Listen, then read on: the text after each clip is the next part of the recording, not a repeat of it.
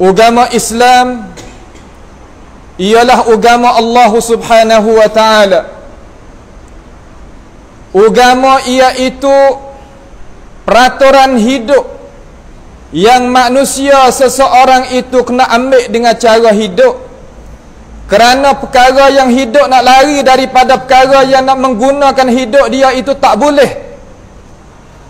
Dengan itu Allah Subhanahu wa taala mensyariatkan kepada kita satu agama yang selaras dengan fitrah kemanusiaan, yang tidak lari daripada perkara yang manusia itu berhajat, yang tidak terkesak daripada perkara yang manusia itu dok cari-cari, iaitu agama Islam, agama yang Allah Subhanahu wa taala meredai.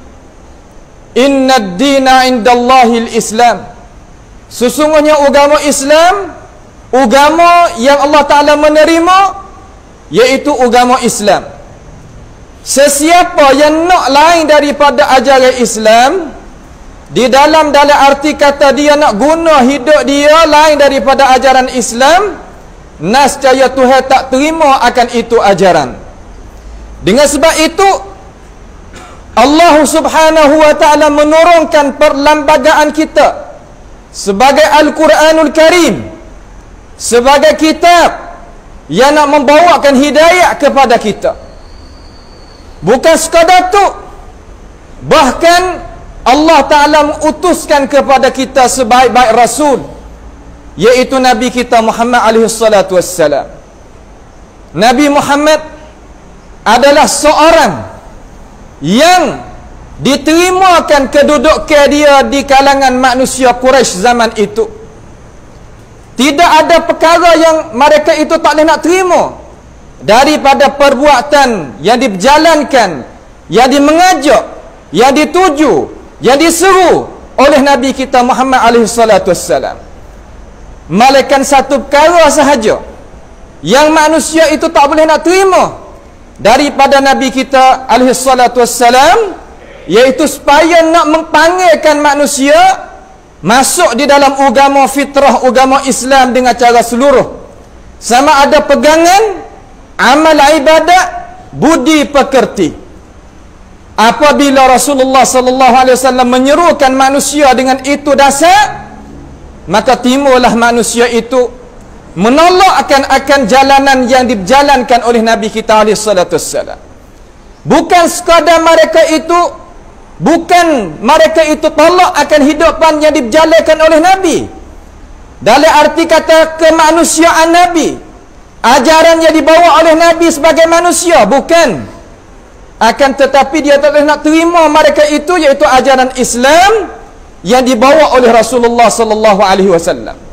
Sehingga Nabi Muhammad sallallahu alaihi wasallam berasa kecil di hati apabila dia ni dipercayai belum daripada dia dakwah manusia kepada Islam yang sebenar, manusia pakat terima belaka dia, tidak kecuali ambil ditarah di budak, orang pertengahan, orang tua, orang ada pangkat, orang biasa, dan berbagai-bagai jenis daripada manusia, orang terima belaka dakwah Nabi.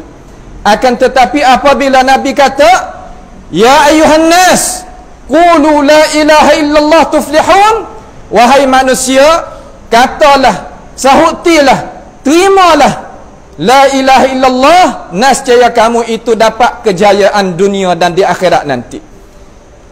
Di saat itulah orang-orang yang senantiasa nak terimanya Nabi berpaling belakang daripada Rasulullah sallallahu alaihi wasallam, sehingga Nabi berasa kecil hati. Sebagaimana kita sebut tadi, Allah Subhanahu wa taala mentahukan, Allah Taala yang menurunkan Al-Quran, yang utuskan Nabi kita Muhammad sallallahu alaihi wasallam, tahu perasaan Nabi. Sehingga Tuhan kata lagu mana?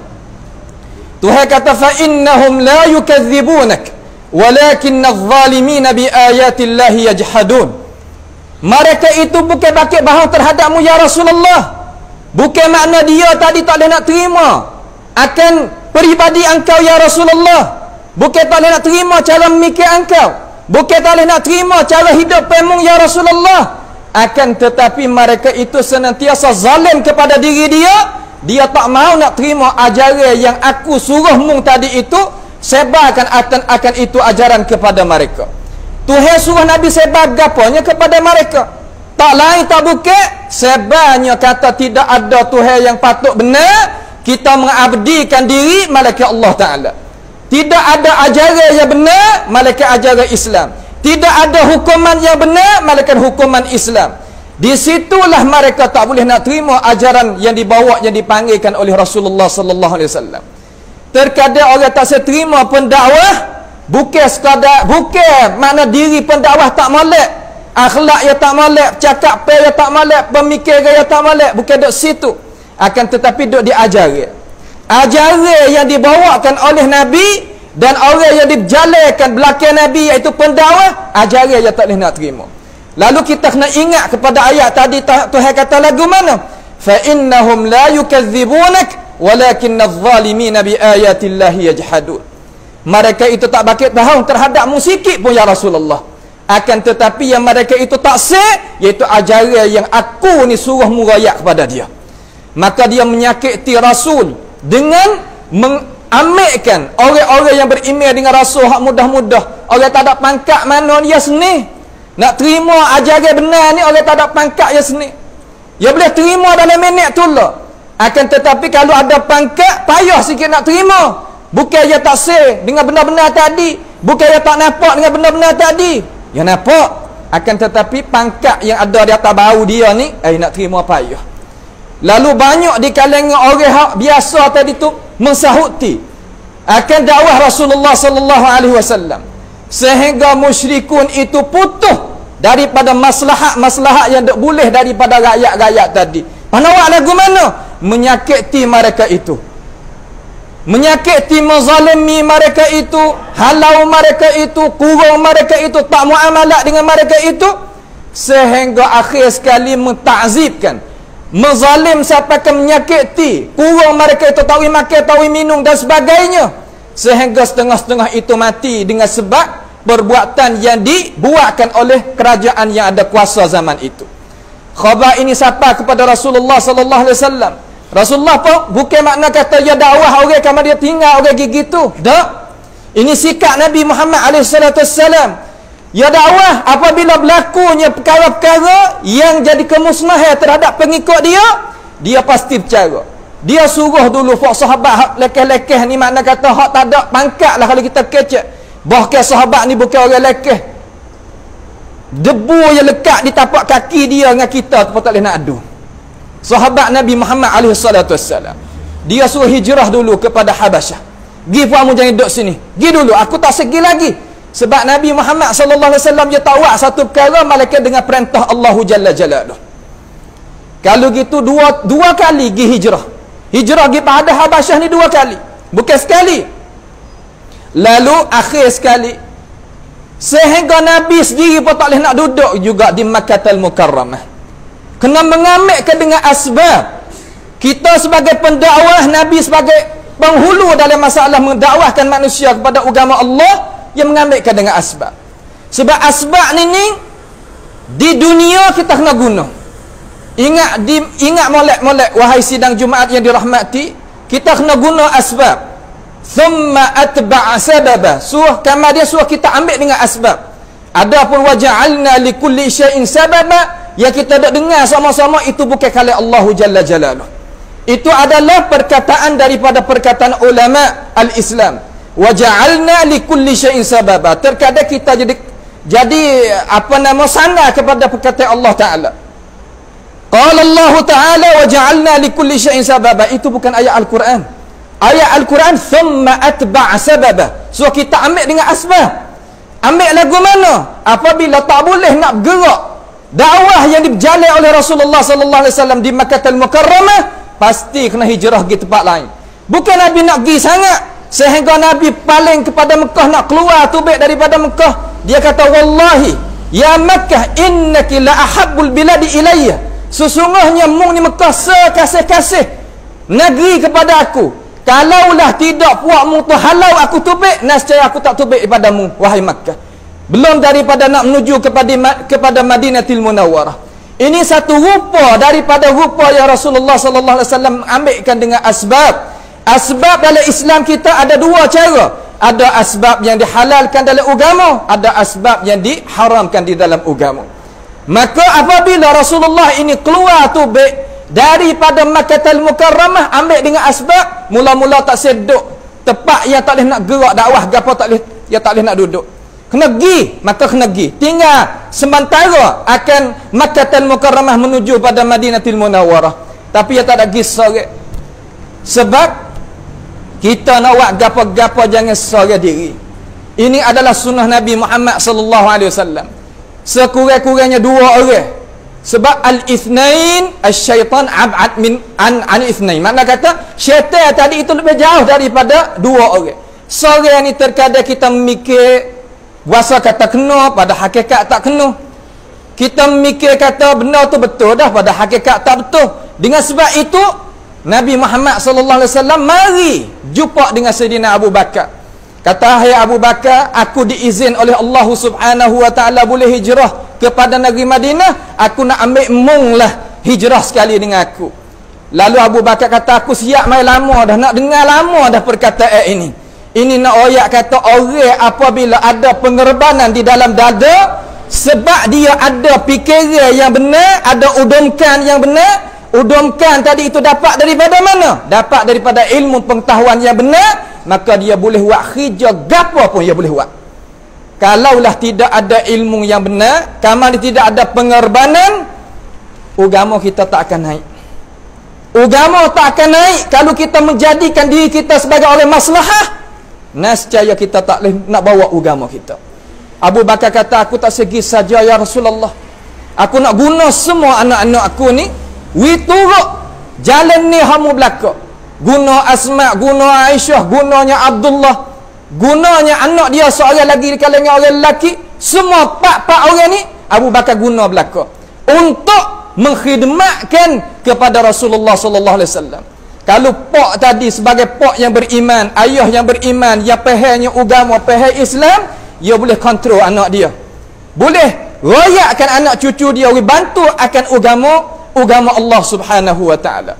Dengan sebab itu Allah Subhanahu wa taala menegaskan di dalam Al-Quranul Karim terhadap sikapnya Sayyidina Abu Bakar radhiyallahu anhu, illa tansuruhu faqad nasarahu Allah idh akhrajahu alladhina kafaru thaniya ithnain idh huma fil ghar idh yaqulu li sahibihi la tahzan innallaha ma'ana. Cuba kita tengok Abu Bakar ni, dia hijrah sekali dengan Nabi, dia bimbing Nabi lebih pada diri dia lagi. Dia jalan pergi ke depan sekali, jalan balik belakang sekali, kiri sekali, kanan sekali, untuk tengok gapo takut berlaku dengan Nabi Muhammad SAW. Sehingga Nabi Muhammad nak masuk dalam gua Thur, dia kata, "Aku masuk dulu. Aku masuk dulu ya Rasulullah." Tengok pengorbanan sahabat Nabi Muhammad SAW terhadap agama. Kita kena jaga mereka yang nak bawa agama Allah. Ni nak jaga akan Rasulullah sallallahu alaihi wasallam, bukan nak jagakan diri kita sahaja. Diri kita kena jualkan kepada Allah Taala. Jualkan maruah kita kepada Allah, jual harta benda kepada Allah. Sebab Tuhan sanggup nak beli perkara tu. Innallaha ishtara minal mu'minina anfusahum wa amwalahum bi anna lahumul jannah. Allah Taala nak belikan perkara itu daripada kita. Tuhan nak ganti dengan syurga. Abu Bakar faham ayat tu. Dia kata, "Aku masuk dulu ya Rasulullah. Duduk sini dulu. Aku takut ada gapo-gapo dalam tu. Aku masuk pergi dulu." Cuba kita tengok pengorbanan Abu Bakar radhiyallahu an. Bagaimanakah kita ukur dengan diri kita hari ni? Kita buat gapo kata? Madza qaddamtum di dinil Islam? Kita buat gapo kata kepada agama al-Islam? Kita buat gapo kata kepada agama Islam? Ni kesedaran yang kita nak tanya di dalam diri kita. Bukan sekadar mari semaya saja molek dah. Semari klik, mari klik. Sekadar tu untuk diri kita. Akan tetapi kita buat gapo kata kepada agama Islam sebagaimana Sayyidina Abu Bakar buat. Kita dengar kisah tu, kisah ni banyak kali dah, kisah peristiwaan al-hijrah. Akan tetapi al-ibrah, pengajaran daripada hijrah kita boleh gapo kata. Itu perkara yang kita kena sedar di dalam diri kita. Lalu dia masuk, dia kata, "Tak apa ya Rasulullah, masuk tak ada masalah dah." Apabila Rasulullah nak tidur pula, rasa penat sangat ni, tidur atas paha dia. Ya, aku tak tidur pun tak apa. Dia nampak lubang dekat dengan tepah nak tidur Nabi, dia katuknya dengan kaki dia, kata setengah riwayat. Sehingga kalau tu bi'azakumullah ketik kaki Sayyidina Abu Bakar. Duk dia tak berani nak gerak Nabi. Tak gerak pun tubuh dia, takut Nabi tu jaga. Alaihi salatu wassalam. Lalu air mata ni titik di atas muka Nabi alaihi salatu wassalam. Nabi tu jaga. Menjadi gapo wahai Abu Bakar? Apa mudah menangiskan, ada gapo lagi mudah takut? Sekali dengan aku ni, aku sekali dengan mu takut, gapo lagi? Ya Rasulullah, aku berasa penat di kaki, aku kena gapo ketik pun tak tahu, apa tak gerak aku. Aku apabila tengok mu tidur, aku tak gerak. Seolah kata dia bantu, sehabis-habis bantu Nabi. Lalu Nabi sapuh gitu ya, dengan tangan dia, pakai raih gigi dengan cara gitu. Hak naknya gapo di sini nak rayak? Nak rayak atas pengorbanan kita sebagai umat Islam terhadap agama kita. Sekarang lah ni Nabi telah wafat. Kita tengok Sayyidina Abu Bakar gerbaikan terhadap agama ni dengan diri dia, dengan harta benda dia, dengan tenaga, dengan masa, dengan jiwa, dengan akal fikiran, dengan anak pinak, semua perkara yang dia itu berikan kepada agama Allah. Kita wigapo hati kepada agama Allah Subhanahu wa taala. Cuba kita tanya. Kita nak pada kebahagiaan dunia dan nak kepada kemuliaan dan keselamatan daripada api neraka boleh masuk syurga. Kita buat gapo kepada agama Allah Subhanahu wa taala? Itu soalan yang kita kena soalkan diri masing-masing. Sidang Jumaat yang dirahmati Allah sekalian, marilah sama-sama kita mengambilkan pengajaran daripada kisah hijrah Nabi kita Muhammad alaihi salatu wassalam.